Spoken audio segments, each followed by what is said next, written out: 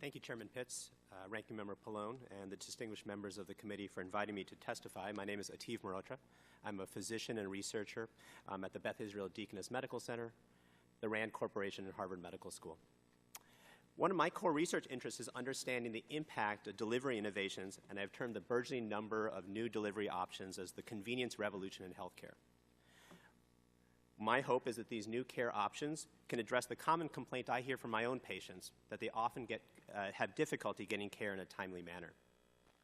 My testimony today is organized around 4 points for the members of the committee to consider. First, frame telehealth broadly.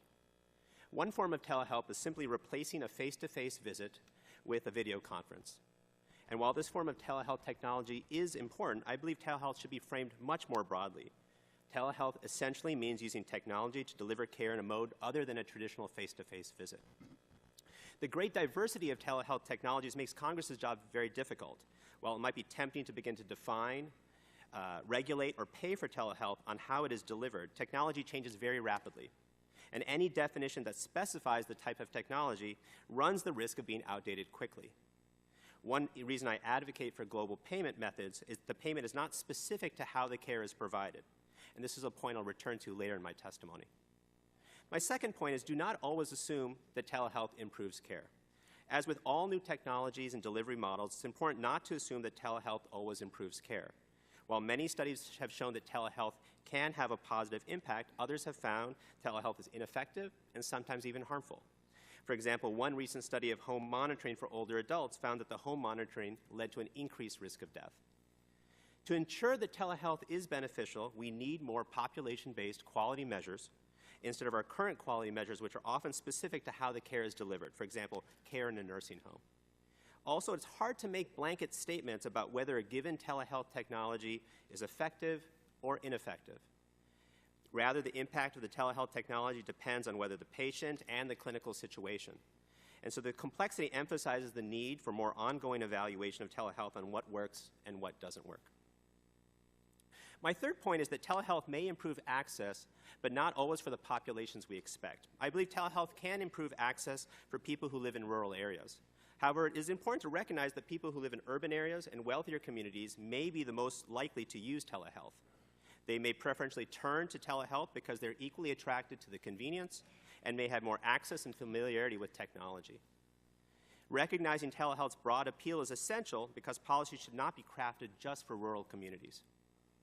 My fourth and final point is that telehealth can be cheaper per clinical encounter, but could also increase utilization and spending. Telehealth can reduce healthcare spending. Many studies, including my own, have documented that telehealth can lead to be cheaper on a per-visit basis. However, lower cost per visit does not ensure that telehealth reduces spending. To reduce spending, a telehealth visit must replace an in-person visit. The concern is that telehealth could drive greater utilization and increase spending. In other words, people who otherwise would have not sought care use telehealth to get care. Now, if this increased use of care leads to better treatment, better health, then this new utilization is good for society. However, the concern is this new use could be overutilization.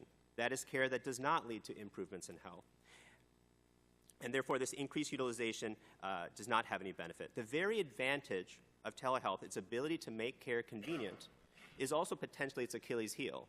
In some cases, telehealth can be too convenient. This possibility of overutilization can be tempered through bundled payment. Under a bundled payment system, providers have more flexibility on deciding upon the most appropriate and cost-effective means of delivering care for a given patient and a clinical situation. To sum up, I'm a firm believer in the potential for telehealth and other delivery innovations to improve quality, decrease costs, and increase access, but there are many complexities that require consideration to ensure that telehealth reaches that potential. Again, let me thank you for allowing me to appear.